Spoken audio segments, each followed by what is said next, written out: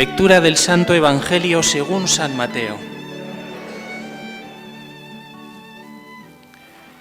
Después de que la gente se hubo saciado, Jesús apremió a sus discípulos a que subieran a la barca y se le adelantaron a la otra orilla mientras él despedía a la gente. Y después de despedir a la gente, subió al monte a solas para orar. Llegada la noche estaba allí solo. Mientras tanto, la barca iba ya muy lejos de tierra, sacudida por las olas, porque el viento era contrario. A la cuarta vela de la noche se les acercó Jesús andando sobre el mar. Los discípulos, viéndole andar sobre el agua, se asustaron y gritaron de miedo, diciendo que era un fantasma. Jesús les dijo enseguida: «Ánimo, soy yo, no tengáis miedo». Pedro le contestó: «Señor, si eres tú, mándame ir a ti sobre el agua». Él le dijo: «Ven». Pedro bajó de la barca y echó a andar sobre el agua acercándose a Jesús. Pero al sentir la fuerza del viento le entró miedo. Empezó a hundirse y gritó: «Señor, sálvame». Enseguida Jesús extendió la mano y lo agarró y le dijo: «Hombre de poca fe, ¿por qué has dudado?». En cuanto subieron a la barca, amainó el viento. Los de la barca se postraron ante él diciendo: «Realmente eres Hijo de Dios». Palabra del Señor. Las palabras del Evangelio borren nuestros pecados. En este mismo momento está llegando a vuestro cerebro una cantidad de información increíble, mucho más de lo que nos damos cuenta. Me estáis viendo a mí, pero al mismo tiempo de una forma periférica veis el reclinatorio, porque estáis enfocándome a mí, pero ahí está en vuestro campo de visión. Me estáis oyendo a mí, pero al mismo tiempo estáis oyendo el ruidito de un abanico, el motor de un coche que pasa por ahí, el tacto de vuestra propia ropa, una brisita que tal, y luego están los pensamientos internos, ¿verdad? Vaya rollo de cura, a ver si acaba pronto. Todo eso está llegando a vuestro cerebro, pero claro, no se puede atender a todo. Si tuviéramos conciencia de todo lo que está llegando, nos volveríamos micos. Hay que orientar la conciencia a un foco de información y esa orientación se llama atención. Atención. La atención puede ser voluntaria, quiero atender a esto, a la hora de estudiar es muy importante, o puede ser espontánea, llega un foco de información, de repente, y secuestra mi atención. Estoy oyendo la homilía, de repente suena el teléfono y mi atención se dirige al teléfono, dejo de escuchar la homilía, ¿verdad?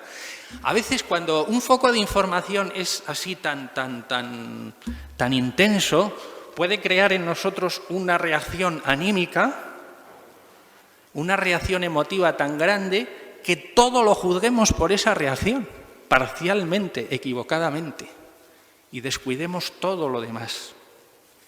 Eso es lo que le pasó a Pedro. ¿Qué le pasó a Pedro?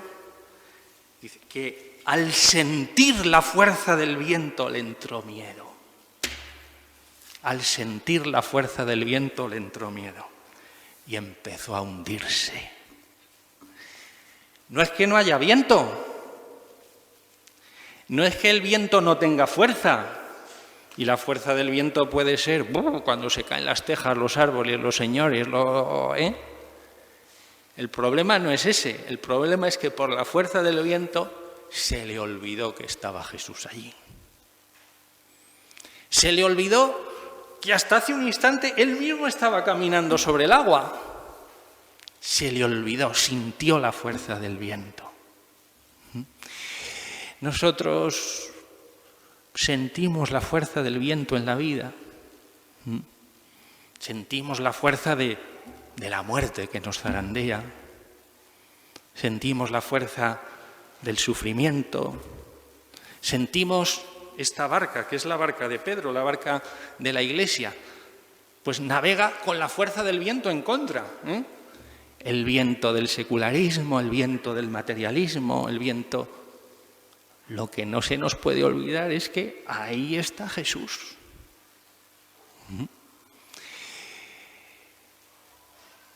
El mal sabe manejar muy bien nuestro miedo. El miedo nos paraliza, nos ciega y nos... También saben manejar la temeridad y la imprudencia, también.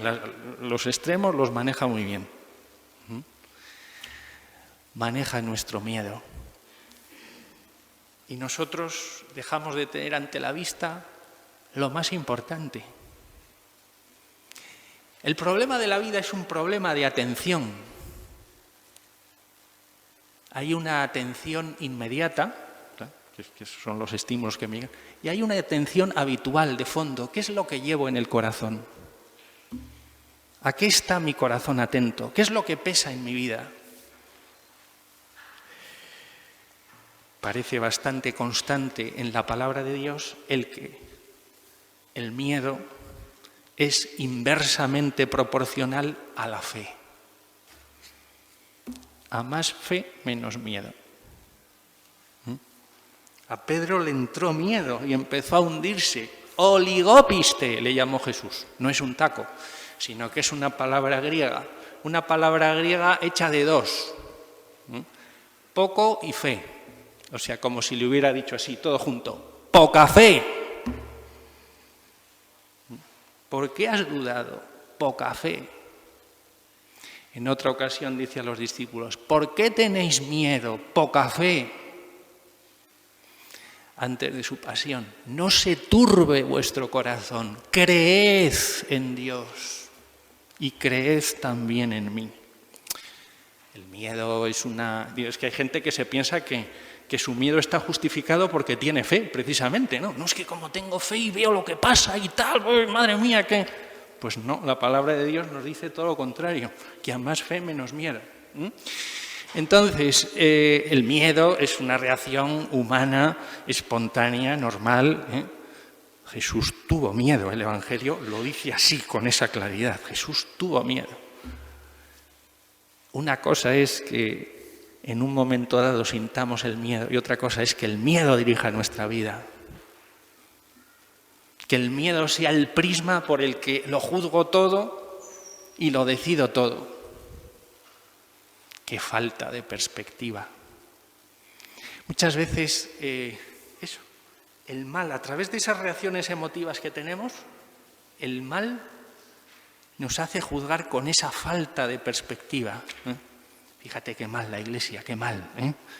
Te enseña todo lo malo, real o inventado, pero todo lo malo, todo lo malo. Además, la información se da así, además. Ninguna noticia buena para que en ti se cree una impresión, ¿verdad? Además, no es solo seleccionar los datos malos, sino está estudiado el tempus, el tiempo en que se va soltando para crear una determinada reacción, ¿no? Qué mal, todo en mi vida es un desastre, mi vida es... Porque ves, lo malo. Perspectiva. Al fin y al cabo, ¿a qué tengo atención? Aquellas realidades a las que voy metiendo en mí. Es decir, si estoy todo el día viendo noticias y pues la impresión que me crean las noticias, así, ese es el clima que tengo en el corazón. Y eso es lo que voy buscando. Si voy buscando pornografía, pues por la cosa esa que tengo, pues eso es lo que... Si voy buscando estar con el Señor, que esas son las mejores noticias, las que dan ahí, Ahí dan las mejores noticias en el sagrario. Pues eso es lo que va a configurar mi clima. Pero para eso hace falta una atención voluntaria. Porque el Señor habla, hemos oído en la primera lectura, como un susurro, como el susurro de una brisa. Y si tú estás pendiente de los terremotos y los huracanes, no te enteras. Hay que hacer silencio en el interior para oír ese susurro. Hay que buscar tiempo, como busca Jesús. Fíjate, Jesús, dice el Evangelio, apremió a sus discípulos a que subieran a la barca. Venga, rápido. ¿Para qué? ¿Qué tenía que hacer? Subió al monte a solas para orar. Es continuación del día anterior, ¿no? El Evangelio.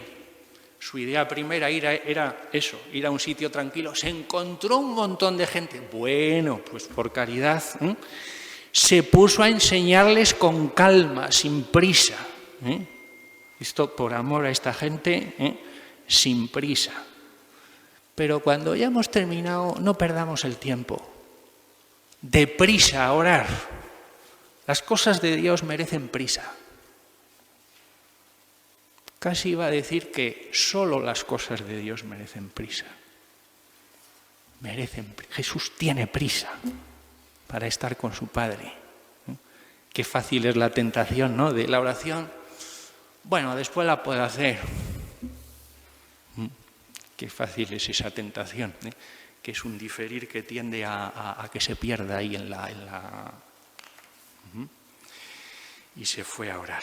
Bueno, es en ese trato constante con Él, cuando podemos estar convencernos como los discípulos, realmente eres hijo de Dios. Y que Él anda sobre las aguas del mal, sobre las aguas de los vaivenes históricos. Él es el Todopoderoso, el Hijo de Dios.